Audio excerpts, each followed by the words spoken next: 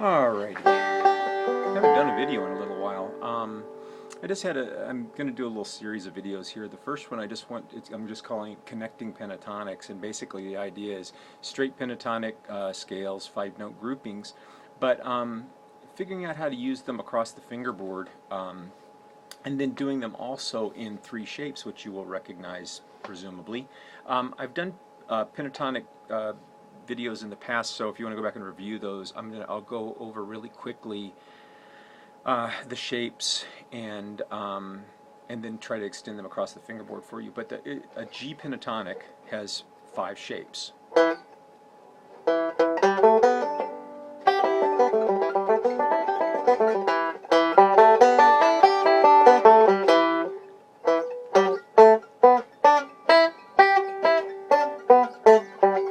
And and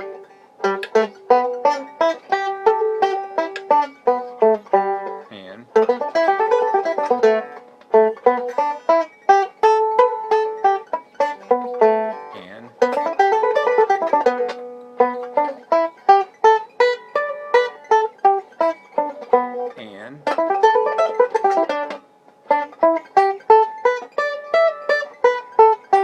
and then you're back to the first one.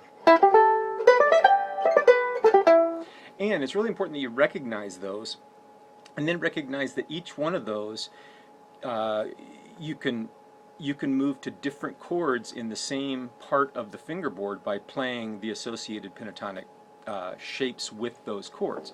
Let me show you what I mean by that. So just thinking of so much of bluegrass we do as GCD, I'm just going to show you those basic 3 ideas and how to kind of connect your pentatonics through. Just talking about a G chord first.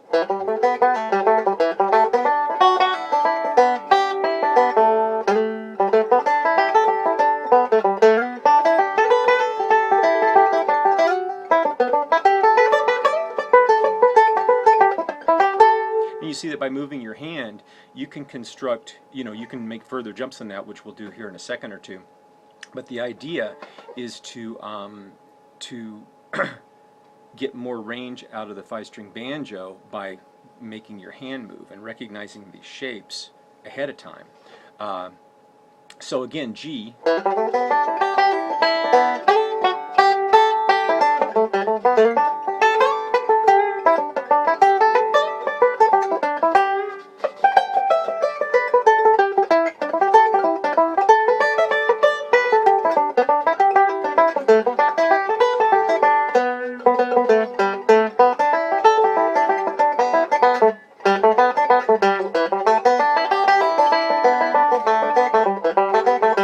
So you can see you can construct cool fiddle-tune-y type melodies that way.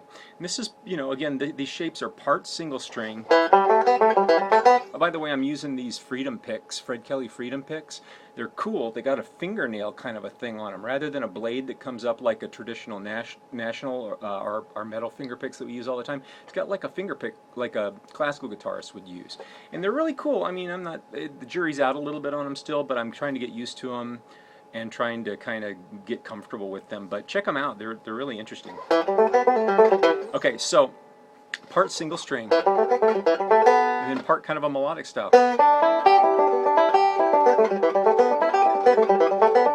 So again, that's blending single style and single string and melodic, and trying to make those sounds congeal and to sound uniform. Okay, so that's G. I'm not really telling you how to do it, but I'll give you an example. I slide my hand a lot.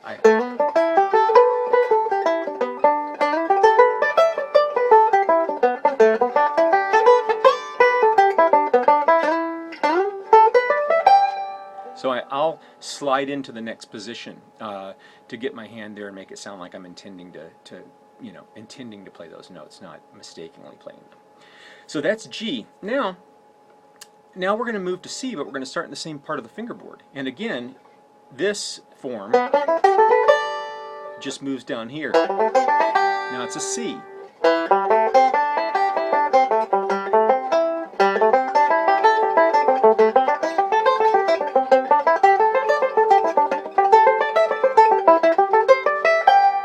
So you see now you've got C-sounding pentatonic notes.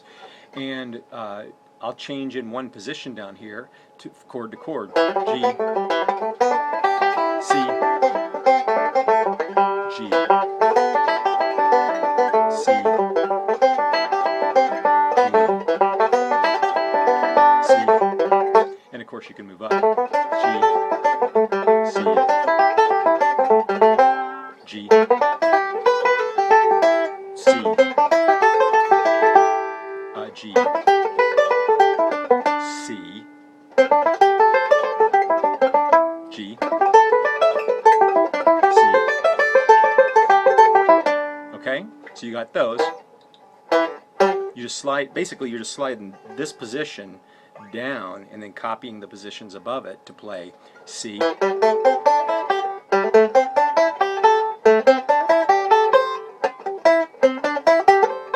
shoot. I'd like to blame it on the finger picks, but it's not the finger picks' fault. Okay, so you got those. Now, D position, or D chord licks.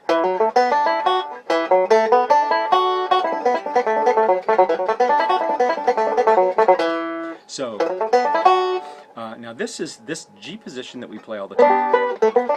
We're just sliding that down to here. There's a D, and there's your D, the same as C, D, D, D, D, and back to the beginning. Okay, so now I can play around with all three of those sets of shapes. Once you learn them, I would learn them, one set at a time, really be able to visualize the G, C, and D shapes pentatonically on the fingerboard. Then you can play through tunes. G, C, D tunes, and also these pentatonics relate to minor chords. The G relates to an E minor chord, the C relates to an A minor chord, and the D relates to a B minor chord. So you already know all those chords, whether you know it or not. Footnote, side note, the pentatonic scales sound good all the time, and the reason why, not all the time, almost all the time, and the reason why is they don't contain a tritone. The pentatonic scale is 1, 2, 3, 5, and 6 of a major scale. Well, you'll notice the notes that are missing, 1, 2, 3, 4, 5, 6, 7. The 4 and 7 are a tritone. When they take those out, it takes away all the tension that is created in a major scale, or those notes that create the tension in a major scale. Thus, the pentatonics, they just work. I mean, you could throw them on top of virtually anything and they sound good.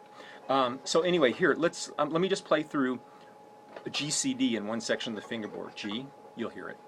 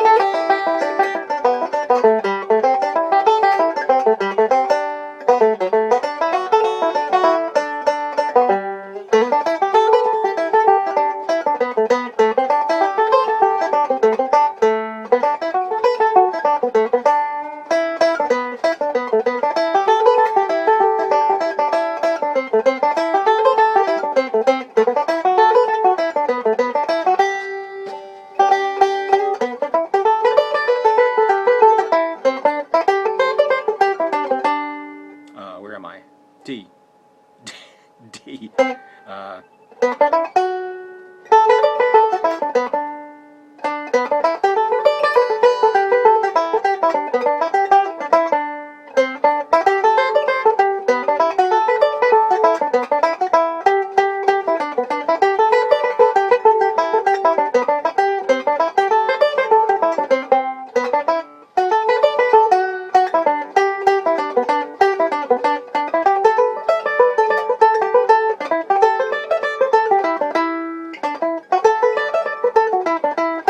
So you can see all those work just fine.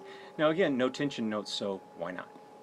You could actually play a G pentatonic over all three of those changes and it would sound just fine. Many fiddle tunes do exactly that.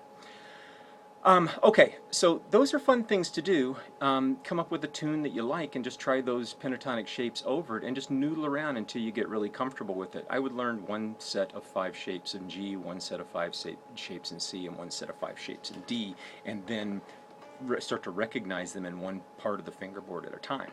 Now, that's all. That's one way of thinking of connecting your pentatonics, but here's another way, and this will just go really fast. And I'm going to do G, C, and D again, but you can connect them over a large range of the fingerboard in one line.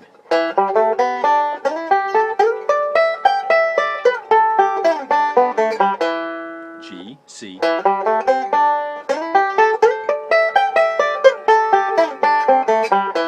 D,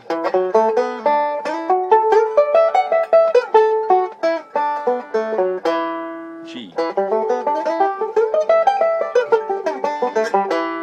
And what I'm seeing here is each shape, I'm seeing a shape here and the same shape an octave higher, and then finding linker notes in this area here. And they're pretty easy to find. You hear those notes? Now the next note is, so I'm going to go, I'm going to see. There's my next G shape. See how this is part of.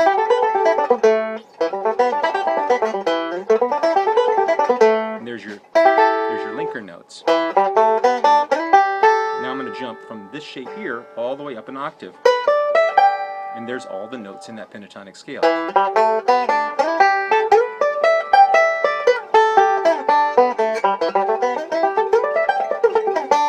So that's, and if you get your hand used to making those movements, it's not that hard.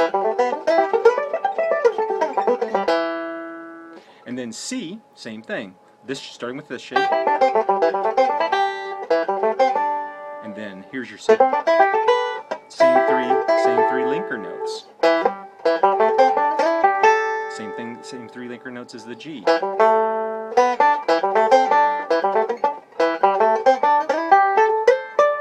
And notice this is the same, just an octave above.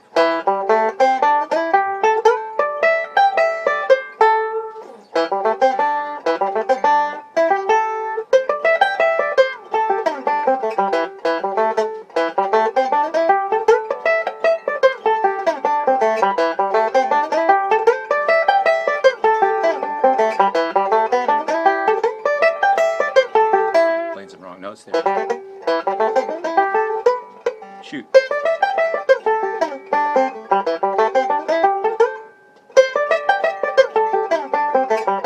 Okay, so there's that. And now D, that's this starting off D shape. And there's your linker notes. Notice that's the 2, 3, and 5 of a D major chord. So you got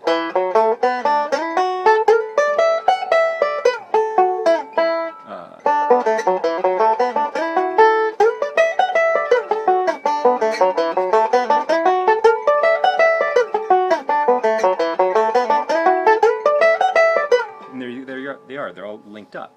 I always practice everything descending and ascending, starting on the top, going down, starting on the bottom, going up. And I try to do as many as possible to get to where I can, first of all, visualize those positions on the fingerboard. I don't always want to have to be, I want to see it before I get there. And I want my hand to be prepared to move into that position so I can actually see it, hear it in my head before I actually get to it on the fingerboard. Anyway, have fun with that.